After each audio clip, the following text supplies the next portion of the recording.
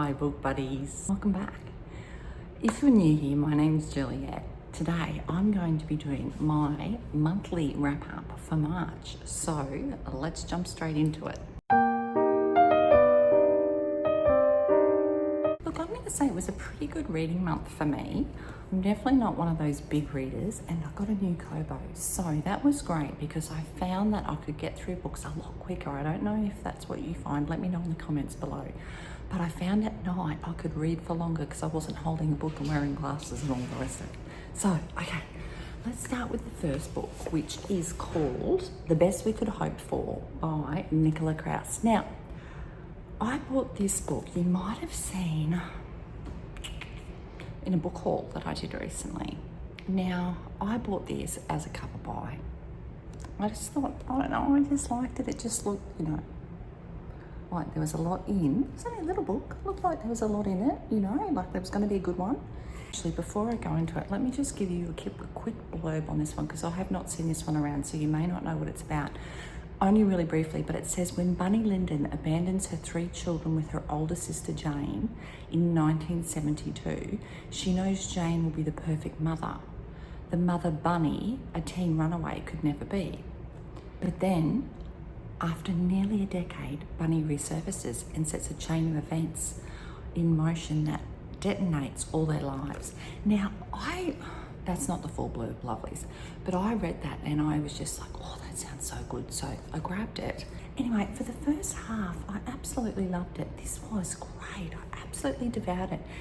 Read, I probably would say over 60% of it. So I read a good chunk of it, but I just felt like the second part was written by someone different and it was just rambling. The first part I absolutely loved because, it encapsulated that whole abandoning of the children.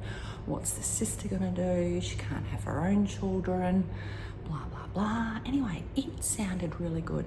But in the end, I just got so sick of it. I didn't want to pick it up. When you get to the point where you don't want to pick a book up, and I'm trying not to persist just because I bought a book, especially a physical book. I'm trying not to persist and read it if I'm really not enjoying it. Let me know if you struggle DNFing a book that you've paid, especially this one. This one I bought from a bookstore, so it wasn't cheap. I think it was like $25 Australian. It wasn't cheap. Anyway, I did DNF it. I don't know whether I may pick it up again down the track. I'm not sure, probably not. I was so absolutely sick of it. It takes me a lot to get sick of something, and even when I get sick of it, I keep going for a bit longer. Anyway, so that was my first book in March. The next book, oh, bloody brilliant. Mad Mabel. Now, this is the first Sally Hepworth book that I have read, and I absolutely loved it. Now, my friend Lily, I'll pop a picture up of her and I here, she recommended this book to me. Actually, no, she didn't recommend it. She gave me this book after she read it. I absolutely loved it. Now, I know it has been around, so I'm not going to go into it a lot, but Little Mad Mabel has a reason to be mad from a very young age, and she is gorgeous. I love Mad Mabel from beginning to end. Now, this book has made me want to pick up other books by Sally Hepworth. So I shouldn't say Heps because it's Hepworth. So I am looking into reading like her backlist now, but this one, bloody amazing. Highly recommend it. If you like a book that has a bit of a twist, I'm not going to say huge thriller because it wasn't. It was more of a mystery, light thriller really, but it was just so good and also very unpredictable. So I highly recommend it. It deals with a lot of sort of issues. When was it set again? Oh, in the 1950s. So it addresses a lot of issues in the 1950s that was sort of a bit taboo as well. So very interesting. Maybe if you are someone that needs to look into trigger warnings prior to, maybe look into that. But I bloody loved it, highly recommend it. And when an Australian says bloody loved it, it's really good. This one I gave 5 stars. So easy. And it was such a quick, easy read because I wanted to know what happened to Mabel. So I love books like that you fly through. Absolutely loved it. And I'm going to pick up some more by her. And look at Mabel. How could you not love it? Even if my friend hadn't given it to me to read, I was buying it. It was on my TBR list to buy. But I love that. I love that old sort of look, you know. I think I've said that in other videos. Love it. Loved Mabel. Highly recommend it. I'm hoping her other books are just as good. Okay, now, oh gosh, when did I start Throne of Glass? December 24? Yeah, December 24. Now, I'm reading it in publication order. So I've read the first two. This is the third one. Now, I actually read this on my Kobo, which was great because it's bigger than I thought. For some reason, I thought it was a smaller, like a novella. I thought it was a smaller novella, but it's not. It was a decent amount. What was it? $4.40. I kind of felt it did drag a little bit. I gave this one a 4-star. I didn't love it. But I didn't hate it either. And I think I gave Crown of Midnight a 4-star as well, even though I gave Throne of Glass 5. I liked knowing the back history. Yep, that was all good. That was great. Some of it, I just thought it just dragged on a little bit, and I don't think it needed to be this long. I think she probably could have cut it down by 100 pages easy, and it would have been a much better read.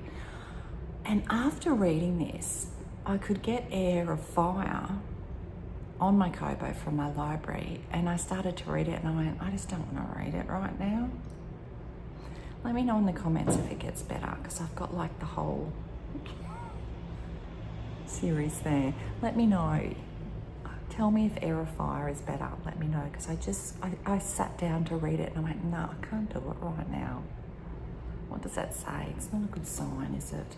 But anyway, I did give it a 4-star. Maybe in hindsight, 3.5. You know when you reflect back?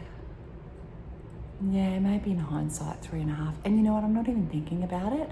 And to be honest, I can't even really remember a lot of what happened. Oh, I can, but I'm not like compelled, and I'm not drawn to the characters more. I was really drawn to them in the first book, and that was it. So I'm hoping it gets better, but let me know in the comments below what you think. Let me know if you think I should pick up Heir of Fire and just like bite the bullet, because there's been a lot of time in between, and maybe that's why I'm losing my passion for it. Who knows? Now, the final book that I read in March as a busy mum is The Wrong Sister by Claire Douglas. Now look, that's a beautiful cover. I love that kind of mysterious look. Now, if you haven't heard about it, I'll just quickly read you the blurb, because the blurb sucked me in completely. It says, Tasha and her sister Alice look alike, but couldn't be more different. Yet each trusts the other with her life. So when Tasha is in need of a holiday, Alice offers to stay at home with the kids. Tasha knows they're in safe hands. She couldn't be more wrong. The phone call from home is unexpected. Alice and her husband Kyle have been attacked. Alice is in intensive care. Kyle is dead. Then the note arrives, addressed to Tash. It was supposed to be you. Now that had me at hello, right? And the beginning of the book was really good. But you know when an author sort of throws in, what are they, like almost red herrings? I think that's right. I think that's the right phrase I'm looking for, red herrings. Like, I just felt like every time I turned the page, there's another red herring, there's another red herring. And I got so sick of it. I did finish it, right? And I did think, the main plot twist I definitely had considered. Boo-boo. What Teddy's come up to say, hey darling, do you want a seat next to Mummy? You want a seat? Okay, hang on. Okay, so sorry, had a little interruption. Teddy wanted to join us, so I just have to think where I was. Yeah, red herrings galore, like every page. There was another red herring, there was another red herring, and in the end I kind of got sick of it, because I felt like I was on like, you know, like a mouse wheel. I was like, okay, I get it, you're trying to confuse the reader so that the reader doesn't work out the ending, but I just thought there was far too many red herrings. And in the end, I was so sick of it, I just wanted it to end. I gave it a 3.5 in the end, because there was a part of the plot twist which was quite good. However, because there were so many red herrings, it almost made you try and predict in your head what the outcome was going to be. And yeah, and part of it was definitely predictable. So Claire Douglas, would I read another one from her? Probably not. Yeah, probably not. Would I recommend it, Teddy? Would you? Would you recommend it? No, he wouldn't. He was bored. He yawned. Okay, let's go with what Teddy said. Let's not recommend it. All right. But I did give it 3.5, and maybe that's generous too. Maybe I was being really generous with my ratings. Maybe I would lower that to a 3. My gosh. I think what I need to do is sit on my ratings before I rate, because I'm actually on Storygraph as well. So maybe I need to sit on my ratings. What do you think, Ted? Rate at the end of the month? Maybe rate at the end of the month. I'm not sure. Let me know if you rate your book straight away or whether you sit on it a little bit.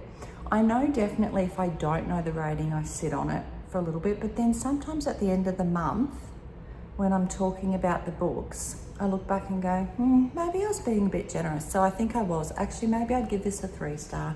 We're going to downgrade it, aren't we, Ted? We're downgrading, Darlene? Yeah, I think we're going to downgrade it this time. Okay. All right, lovelies. Okay, lovelies. Thank you so much for joining me on my monthly March wrap-up. And I think, Darlene, hey? You want the clicker?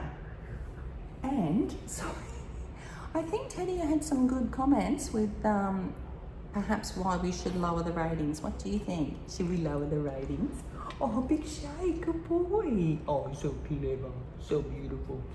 Okay, I can't wait to see you in the next video, and I'm hoping that Teddy will join us. You gonna join us? Are you gonna join?